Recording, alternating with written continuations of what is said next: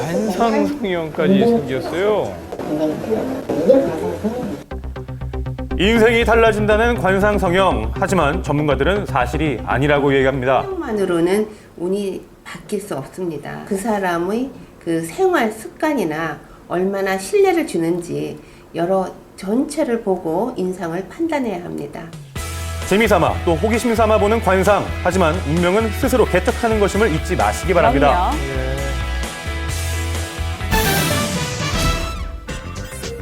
바로 내일이죠. 10월 9일은 한글날입니다. 그렇다면 한글날은 공휴일일까요?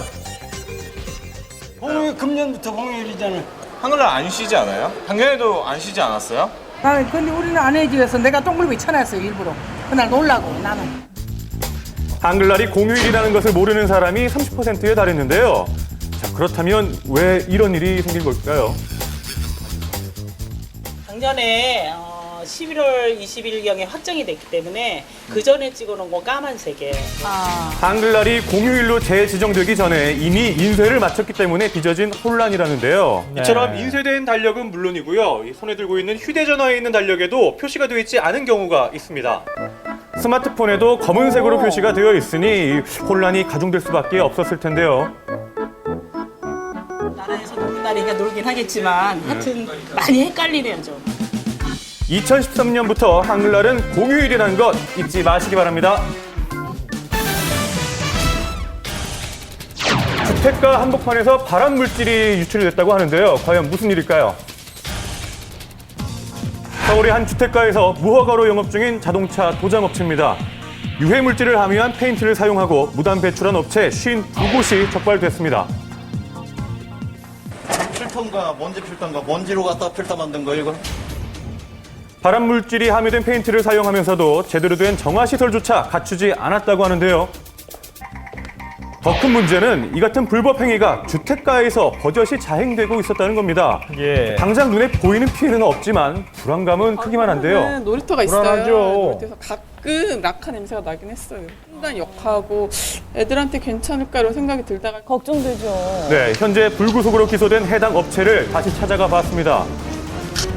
상황은 크게 달라지지 않았는데요. 아직도 오염된 필터를 사용 중에 있어 정화는 기대해 볼 수도 없는 상황. 이 필터인가요? 이 환기기구 필터는 이렇게 더러운데 교체를 안 하세요? 아니 필터 하나 가는데 150만 원이 넘어요. 나가면은 공기중으로 다 퍼지지. 이거 갖다 해도 뭐 이거 이상 있겠어요. 발암 물질인 유해 물질들을 다루는 만큼 더욱 강력한 관리가 필요해 보입니다. 안전의식이 중요하겠습니다.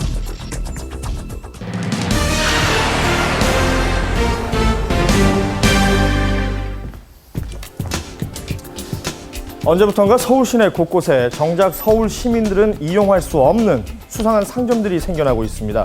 심지어 문전박대까지 당한다고 하는데요.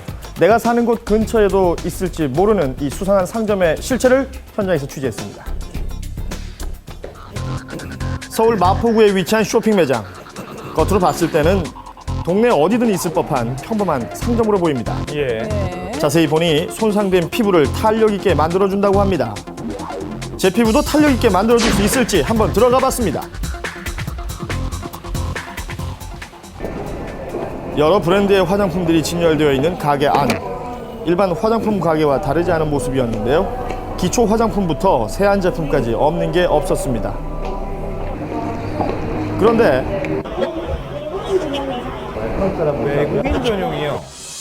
과연 다른 곳도 마찬가지일까?